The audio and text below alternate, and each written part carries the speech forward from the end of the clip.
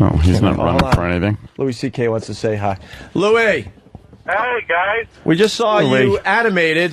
You're going to be part of the animation festival on Thursday. You look good in animation. Oh, really? Yeah. At least I look good somewhere. What's going on, buddy? Not much. I look horrible right now. I'm a very ugly person right now. Why? Are you on the movie set? No, I just rapped. Are you in Lowell, Massachusetts? No, I'm actually on a highway. You saw me at what? No, we're up in Boston. You're filming the Ricky Gervais movie, right? That's right. I was just up there. I think I left like the day before you guys went up there. And someone's saying, well, let's get Louis or Ricky on the show. And I said, they're up in Lowell. They're nowhere near us. Lowell's pretty far from where we were at. And it's it's like 30 minutes up there. It's a shithole, too. Oh, it's horrible. I mean, you know, retarded people walking the streets with oxygen tanks. Like, you know, a cane, an oxygen tank with the nose thing, and retarded. And retarded. That's how retarded you are. You forget to inhale. Exactly. No, there really are. It's like people are so fucked up there that retarded people just walk around because there's not that much difference. Yeah, who's going to, like, stop them? Yeah, like in a regular place, retarded people are, you know, put somewhere special. But they're like, yeah, it's called Lowell. Yeah, we ship them all up to Lowell. Good observation there, Adam. Yeah, it's pretty horrible place. I mean, I don't know. No, it sucked. But the movie was fun. It was fun to do. That's exciting for you, my friend. It was okay, but then my dog got hit by a truck 2 days ago. Oh, what? Yeah, horrible. What happened, man? My wife, my children's mother. What is that about, Louis? My children's mother? Uh-oh. My baby mama was standing in the front lawn with the dog, and there was a deer across the street. Yeah. Just staring at the dog was barking, and she said, "Get out of here!" to the deer, and the dog thought she said, "Go get her." Oh boy! And so the dog ran across the street, and the truck hit her and wrecked, destroyed her life forever. How old was the dog? Dog was 9, and she was killed. And I loved that dog. I mean, I traveled. You know, I have that YouTube video of that dog that recently people watched, and I traveled across the country with the dog like 6 times. So wait, that's the dog? That's the dog. Now I'm affected. I thought the dog was really kind of adorable. But Roland wasn't here to give his condolences. Yeah. That was a great dog. No, and I actually traveled upstate because I wasn't there to see her body and put her in the. I actually helped put her in the oven, which is really weird. Why would you do that? Because I felt terrible that I wasn't there, and I guess I wanted to have some closure or something.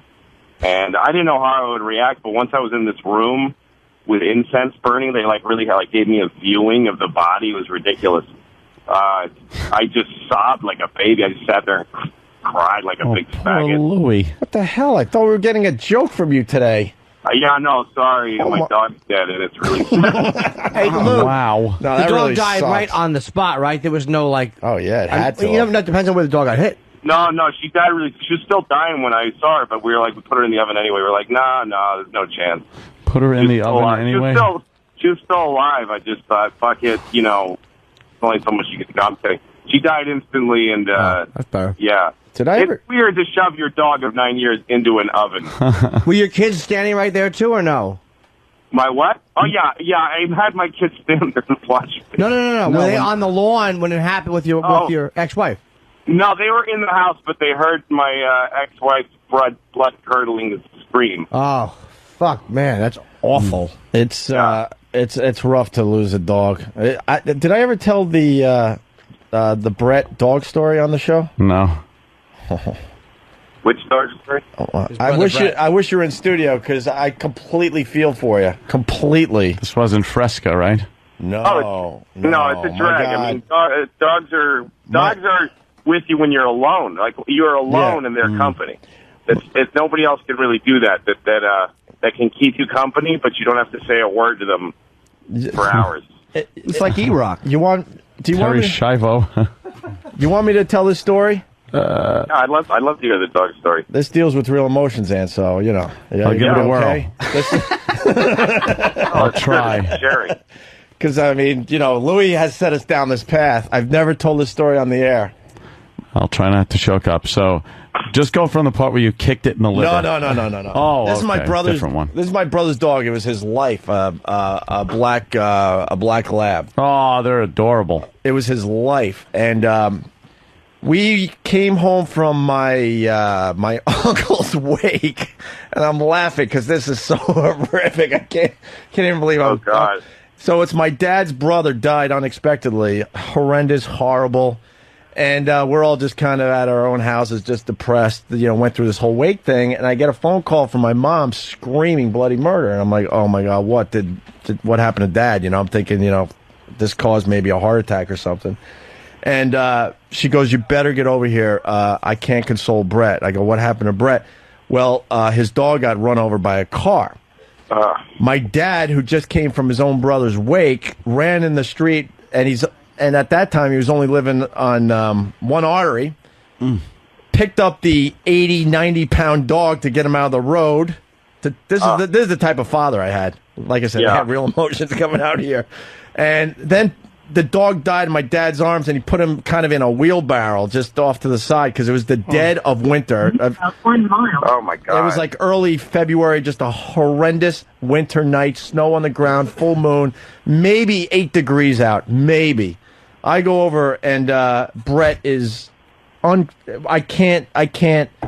There's nothing you could do. He's on the floor on all fours, just crying and going, why, and inconsolable, right?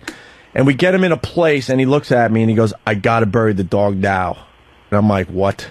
Oh, my God. So we take the wheelbarrow with, like, his life, basically, and we go into the backyard. And I thought I was in the middle of a horror movie. We are trying to dig a hole in my parents' backyard for his dog. Oh, froze over. It's 8 degrees out. And as he's like digging, he's collapsing because he realizes what he needs to do. Oh my God! Collapsing, and I'm sitting there like, oh dear God! And I'm holding the flashlight over this shallow grave as he's attempting to try to dig it deeper so he could bury his dog. Oh, I like the fact it made him dig in his grief instead of giving him the flashlight. Selfish bastard.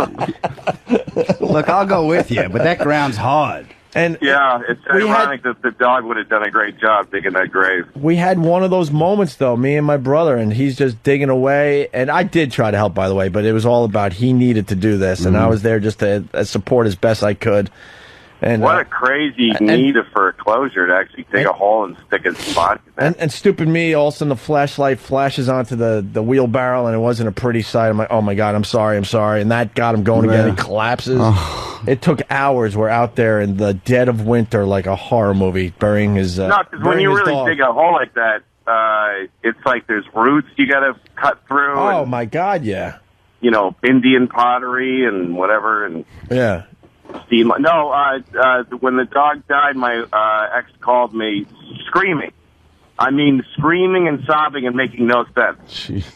I thought one of the kids are dead. Like, my first thought, because I couldn't make any sense of what she was saying, she was screaming, sorry, and I heard dead somewhere in there. Right. Oh, and my first thought was, let it be the dog. I hope my dog is dead right now. Oh, my God. Compared to one of the kids being dead. Yeah, sure. But for a moment, you weren't sure. Oh, I wasn't sure. I mean, I had a sick feeling I'll never forget. Like, somebody, I mean, she's really upset. And somebody's dead, and I hope it's the dog. And then I hear the dog's name. I'm like, okay, either the dog ate one of the kids or the dog's dead. Right. But the worst part is telling the kids, too. I have a 6-year-old and a 3-year-old.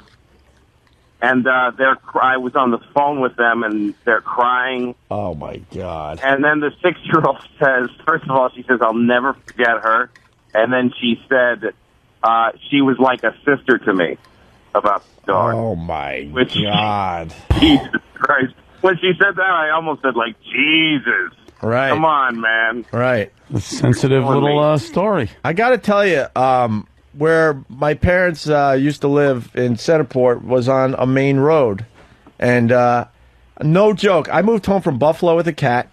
That got hit by a car, and that was in a weird way my life because I was all by myself in Buffalo, and it was just I had this attachment to this cat, and my dad picked it out of the road and let the cat die in his arms and wait till it got stiff, and then he buried the cat before I came home from. I was working at BAB at the time, Right. and then I can't even tell you how many pets. Your poor father has to go out on the road and pick up dead animals. Dude, we lived on this main highway, and we always had dogs, but we never had a fish. We never had a fence.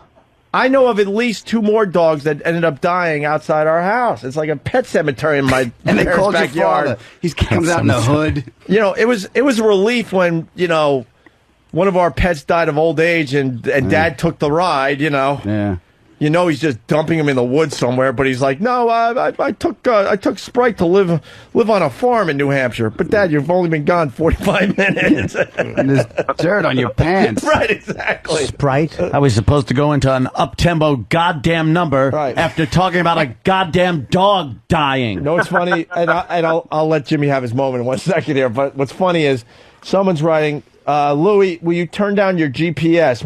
We're having some real emotions on the show today, and all we hear is, turn left in 1 mile. I know. I heard it. I'm sorry. Yes, Jimmy. I turned it off as quick as I could. I got to go back to Jimmy. Yes, Sprite.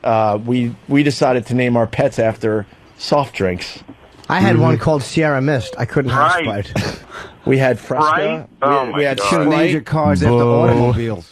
We had Pepsi. We had Shasta, which wasn't a very popular soda, but no. we decided to name one of our dogs Royal Shasta. Crown. I And remember you notice when how many Mr. Pibb died. You notice how many dogs I just named? Yeah. That's too many dogs for one childhood. So guess what was going on? A lot of horror death. show in front of our house every 3 years. A lot of Well, doggy death. we have a fence, but it's an invisible fence that's buried in the ground, and the dog wears a collar. Right. Really work. That shocks her in the throat when she crosses the line. Yeah. But you know, they don't wear the collar after a while. They don't need to because they think they don't understand it's the collar. They just think that God hurts them when they cross a certain line. Well, at least she lived a good life, Lou. Yeah, but she hadn't worn the collar for like 5 years, and she was a little soft on the line. And also, she was so certain that her woman of her life wanted her to chase that deer. Right. If you think I hated deer then now, though, I want to fucking kill a deer now very badly. Why? The deer was just minding its business getting chased. You fuck that fucking deer. No, it wasn't. It was standing right across her line, knowing that she couldn't cross it, just standing there looking at her, making her bark. It's a deer, not Saddam Hussein. It's worse. I'd rather fucking fuck Saddam's open throat where the head used to be. Oh, Lou. And feed a deer. No, I hate that. So how do you get? No, it's a drag, and I'd like to sound funny and ironic. No, and you know what? I think the show could go down this road every once in a while. Now, how did you get through it with the kids? You know what? I was really proud of my kids because they did what you actually wanted kids to do. They really processed it and cried, and they know she's gone. Like we said, you know, maybe she's in a better place, and the 6-year-old said, no, she's gone. She's dead. Doggy heaven. Were you trying to? Here's the thing though. I take her to school, and I told the teacher her dog died, and she's dealing with it. She's okay. But just so you know, and so she gave her a book that says dogs go to heaven, and it talks about God. Right. I'm like, you fucking idiot. I had her facing death and being okay with it, and you just fucking put in the fairy tale. She didn't need it. Yeah, you got to give them the harsh reality, I'm thinking. No, yeah, because she was okay. She was like, yeah, she's gone. I miss her. Yeah. I'll never forget her. I'm glad she didn't get old and sick, but I'm sad she died. These are all things the 6-year-old said. She really processed it. Right. But this teacher now wants her to think she's in a place where there's bowls of delicious dog food. And yeah, it's weird because when my dad died, my sister decided, and I'm not saying it's right or wrong. I'm just you brought up another thing I can relate to. My sister had the kids release balloons for Pops in Heaven, and they do that on his birthday and other holidays, and I'm like, oh, that's kind of nice, but Yeah. I don't know if Pops. I don't know ever that gonna heaven see is like in the. Yeah, I don't know if Pops is ever gonna really see that Let's balloon. see him. No, because balloons burst when they get to a certain point in the atmosphere. They get to a few thousand feet. You know what? But it's I guess it's how they deal with it because they know something's not right, so they release a balloon for Pops. I guess if it helps, whatever. Yeah. I have an electric collar around my father, so he can only go so far. The electric fence. Yeah. It's weird when you go to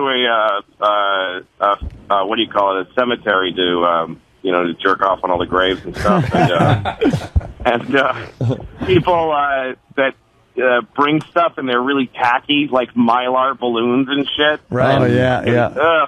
Just people that are gross and tacky about the death of their loved ones. My grandmother's grave, Louis, they put a big horseshoe like she won the Kentucky Derby.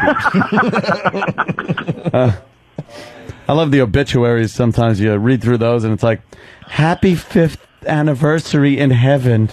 Like, what the fuck? First of all, is he getting the paper up there?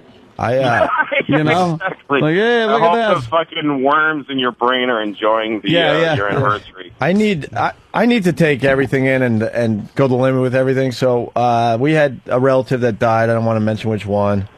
And it was 3 days of mourning, like you walk around like a fucking zombie, and you do it for other family members. If it was up to me, I wouldn't hang out with anybody, because it's the weaker people. And I use that term very lightly, because your emotions are what they are. Sure. But it's the weaker people that bring everyone down to a place you don't want to be. Like, you're dealing with it on this level, or don't but need then to you get be. someone in the film. Oh my God! Oh God! Falling over, and you're like, why do I have to go down to their level? Like, this sucks already. That's exactly right. That's why I hate those things where you walk around like a zombie for 3 days, and then the thing's over. We go to the cemetery, and we have the ceremony where everyone puts a rose on the casket, and it's beautiful, and the sun is shining through the top of this area they give you, and it's a beautiful last moment, basically. And everyone takes their time putting the rose on the coffin, and you leave, and they go, "Now this concludes the ceremony," and that's your cue to go to a restaurant and get food with the family, right? And I'm like, I go to my brother like, screw that, man. Let's see what happens next, And everyone goes back to their cars, and we're lingering around, and we see in the back, out the back door of this place, like, no joke, 4 or 5 Mexicans waiting with shovels. That's the reality. Oh, yeah. They can't wait to get the damn picking up the roses and giving them to their girlfriends. They're like, how much longer is this going to take? We want to, to them, they're waiting for lunch. Yeah. And that's the reality. 4 guys on a pile of dirt with shovels, waiting to bury the damn thing. They're just going to be sitting there talking and stuff. Oh, yeah, they're just babbling and waiting like, all right, well, the last person has hit the car. Let's throw the coffin in the ground. That's amazing. Here's one. I think a lot of the people at funerals who make a big deal out of it are performing, too. I mean, a lot of people enjoy it. Yeah. Even my daughter said she didn't want to tell any of her classmates, but then she said, I'm going to tell Ava, for one of her best friends. Right. And when I picked her up from school, she was kind of excited, like, I told Ava and I told Maya. Yeah. And she got to be a celebrity because her dog died. Wow. And I remember as a kid wishing that my parents would die so that the whole school would be really grieving for me and I would get paid attention to. It was like a nightmare as a kid. And get to, like, hold a press conference that my parents died. Yeah. And cry in front of the class, and the cute girls would feel bad for me and shit. Well, go, oh, Louie. Let me suck your tiny penis, even though you never know what that is yet. You're twisted, man. That death thing, when you're a kid, does anyone remember the day they realized they were going to die? How horrific of a feeling that was. Yeah. Because you went from, like, just enjoying, like, school and whatever, riding your bike, collecting baseball cards, whatever the fuck you're doing, to the day you realize you have that in your memory, like, one day this all ends? And then it doesn't go away till you die. Yeah, pretty much. It doesn't go away. You learn how to deal with it a little better, I guess, as you get older, but that first time you learn that this will end is a horror. I learned when my parents were going out for the night. Somehow it came up with my older sister as they're leaving to go to a movie and dinner, and I'm now in the house without Mommy to, like, help me out here. Wow. Help me out here, Mommy. You know what? I found out that everybody dies, and I told this kid that was a year younger than me, Benji, across the street from me, this kid who I kind of hated. Yeah. And I told him, you're going to die someday. We all are. And he said, no. He started screaming, no. And I said, yes, you're going to die. Everybody does. And so his mother came over. He went home screaming, and she came over and said, what did you tell him? And he's with her. And I said, yeah, everybody dies. And she goes, that's not true. Really? Wow, she had to lie to I him. said, what? And she says, it's not true. Not everybody dies. His mom. And I Wow, said, what a lying bitch. yeah, and I said, I was little. I was in first grade, so the way I argued, I said, well, what about all the presidents are dead, like Abraham Lincoln? And she said, well, he got hurt. Somebody hurt him. That's why he died. Right. And George Washington got sick, but some people never die. That is that's quite a thing right there. So I would have pulled that kid aside and go, and you won't go blind either. Don't worry, Yeah. he's lying. yeah. Now, Louis, do you hate the ex? Do I hate her? Yeah. No, I can't. She's my kid's mom. So, Well, what kind of feelings do you have toward her, considering she sort of might have made the dog do this technically? Oh, I feel bad for her that she thinks that she Okay. feels like she killed the dog. But of course, there's a tiny bit of me that thinks it's hilarious. That she's got to deal with that Yeah, that when she she's gotta sleeps deal at with night. that. You sick bastard. Yeah, it's a weird thing because when you still share having kids, and so there's a lot of a lot of great things in life that I can only share with her. Right. And she's my least favorite person on the earth. Right. So it's like if you and Hitler got a puppy together, and then he goes off and starts his Hitlery life, and you're like, and you're Jewish, and you're like, God, that guy's a fucking asshole, but